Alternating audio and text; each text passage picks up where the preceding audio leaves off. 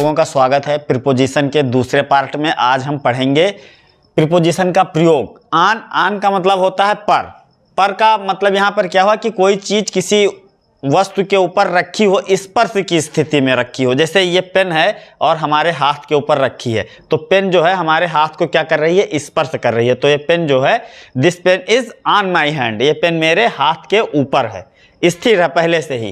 तो जो आन है वो स्थिर की स्थिति में प्रयोग होता है। जैसे एग्जाम्पल के तौर पर ले लो, the pen is on the hand,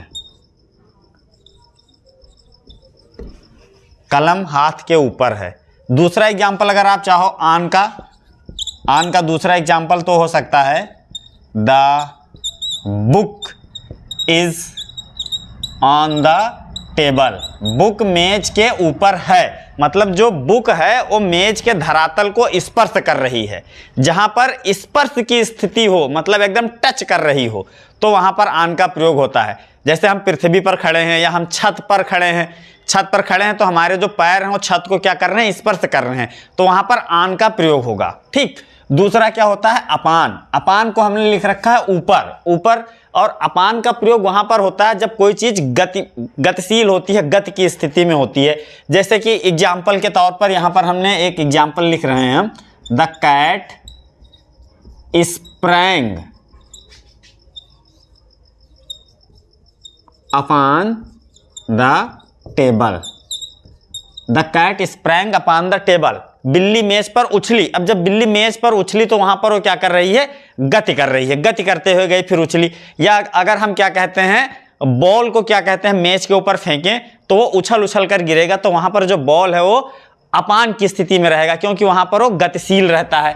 फिर ओवर का मतलब ऊपर होता है लेकिन स्पर्श की स्थिति में नहीं होता है। ओवर का मतलब ऊपर होता है लेकिन स्पर्श की स्थिति में नहीं होता है। जैसे कैसे स्पर्श की स्थिति में नहीं होता है, पंखा हमारे सर के ऊपर चल रहा है, जो फैन है वो हमारे सर के ऊपर चल रहा है तो ऊपर ही, लेकिन वो स्पर्श की स्थिति से नहीं, हमारे सर को टच नहीं किए हुए है। तो यहां पर हम क्या लिखेंगे, यहां पर हम लिखेंगे the fan is moving, the fan is moving over my head, the fan is moving over my head, पंखा मेरे सर के ऊपर है। ये एग्जाम्पल आप चाहिए तो नोट कर लीजिए, क्योंकि हमको दूसरा एग्जाम्पल लिखना है। The fan is moving over our head. दूसरा एग्जाम्पल है the bridge is over, the bridge is over the river,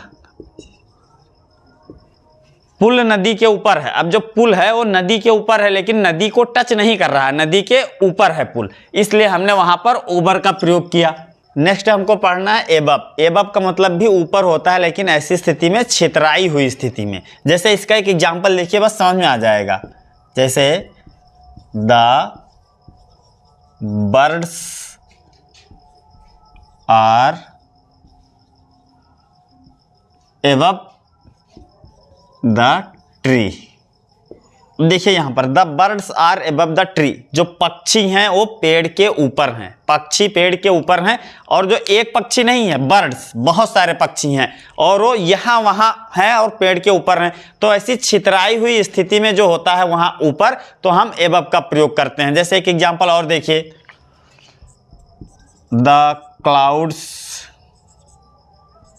are hovering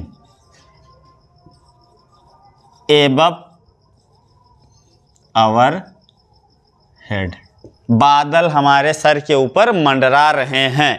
यहाँ पर जो बादल हैं वो भी छितराई हुई स्थिति में हैं, वो एक साथ में नहीं है। तो आपने इनका प्रयोग जान लिया। कहाँ पर किसका होता है, आन का प्रयोग होता है स्पर्श होने की स्थिति में, जहाँ पर कोई चीज़ धरातल को एकदम टच कर रही हो, ऐसी स्थिति में आन का प्रयोग करते हैं।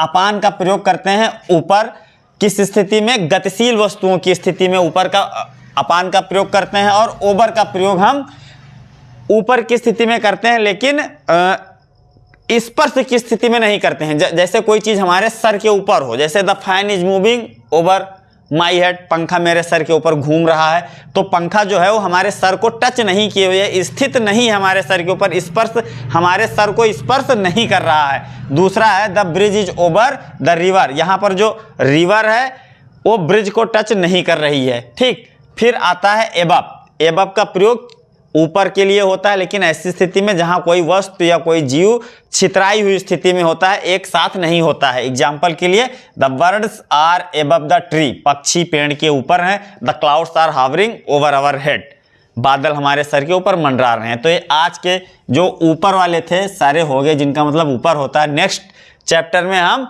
नेक्स्ट प्रीपोजिशन पढ़ाएंगे जिनका मतलब एक ही होता है लेकिन मायने अलग अलग होते हैं। बस आज के लिए इतना ही।